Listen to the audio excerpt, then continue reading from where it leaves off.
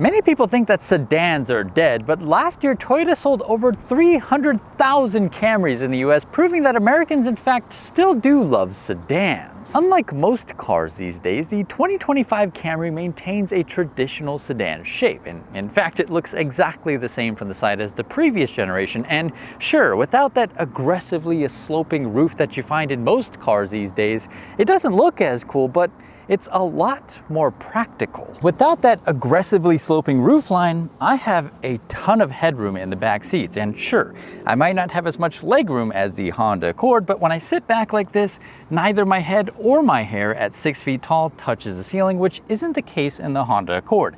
And compared to the Civic, I have a little more legroom, obviously a lot more headroom, but I've got most importantly rear amenities like rear AC vents and USB ports. And while the side profile of the new Camry looks exactly the same as the previous generation, obviously the front is very different. You have this much sharper front nose, this kind of body colored grille, which I think looks kind of cool, and of course the new sort of hammerhead headlight design. But over in the back, the changes to the shape and the bumper design are a bit more modest, with the biggest change being the new taillight design. And under this very heavy hood, you will find the biggest change for 2025, which is that this only comes with a hybrid powertrain. It is Toyota's 5th generation hybrid system, and it is both powerful and efficient. And sure, while there's no spirited V6 under the hood of the Camry anymore, you gotta respect that this was an ambitious decision by Toyota, because we are talking a huge ramp up when it comes to hybrid vehicle production. And I also appreciate the fact that every Camry now comes with a hybrid powertrain, including the base model Camry, which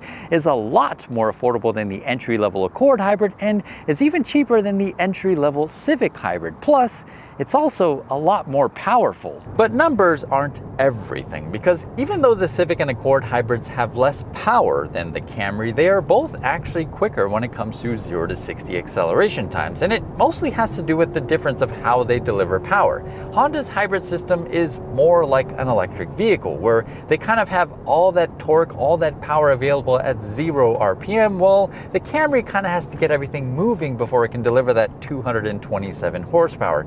However, when it does have that 227 horsepower available, it feels a lot quicker, especially at highway speeds where the acceleration of the Camry is much greater than the Civic and Accord, and it really kind of highlights the difference between the two hybrid systems. While both Honda and Toyota have two-motor hybrid systems with an eCVT, the way that they deliver power is completely different from each other. With Honda's system, you have a more powerful electric motor that directly drives the wheels exclusively until you get to highway speeds, while with Toyota's system, the gas engine can kick on and power the wheels at any speed, including when you need more power at low speeds. I found this to have a noticeable effect when it comes to fuel economy, specifically driving around town and how hard you accelerate. With Honda's system, you can kind of accelerate more aggressively without worrying about the engine kicking in to power the wheels, because it doesn't. The car is powered exclusively on the electric motor at lower speeds, and the engine doesn't power the wheels until you're at highway speeds.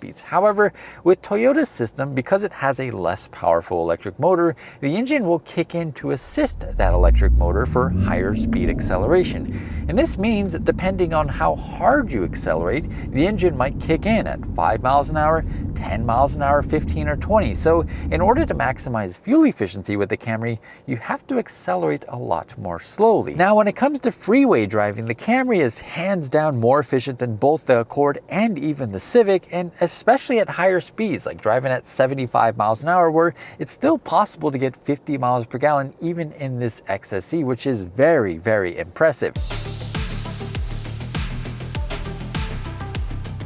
The Camry's interior is very interesting, with lots of interesting design elements, including this divider between the driver and the passenger, and overall it's just very well styled with some character. I'll leave it at that. Now, I do appreciate though the fact that we have physical controls for your climate. I do think it would be better to have dials for certain things like adjusting the temperature than these sort of toggle switches, but I'll take kind of physical controls over a touchscreen control any day of the week. The infotainment system in this car is pretty good, and I think a lot of people are going to appreciate the fact that the screen is somewhat integrated into the dashboard when it comes to design. Instead of sort of being an afterthought iPad that they slap on top of the dash, this kind of looks cool at least. At least it's a nice design.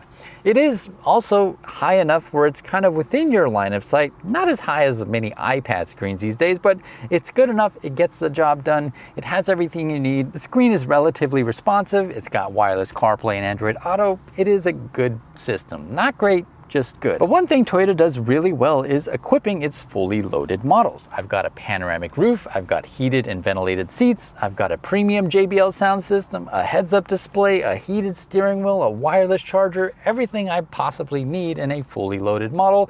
Although it is kind of interesting that this XSE trim doesn't have memory seats while the more affordable XLE trim does. The gauge cluster on this car is very good. It is very customizable and it shows you a lot of information, which is what you'd expect from a digital gauge cluster. It does a really good job. Now, I will say though, it is a little bit difficult to use and navigate, but it is a good gauge cluster nonetheless. Another great decision by Toyota is the implementation of a spare tire. Neither the Honda Accord or Civic hybrids come with a spare tire, and they both have higher starting prices, plus they have space for them in the trunk as well. Whether or not you end up using a spare tire, it's all about just having that peace of mind, which Toyota respects. Now let's talk about ride quality, because in my mind, the Camry has always had an unmatched, unbelievable ride quality for the segment.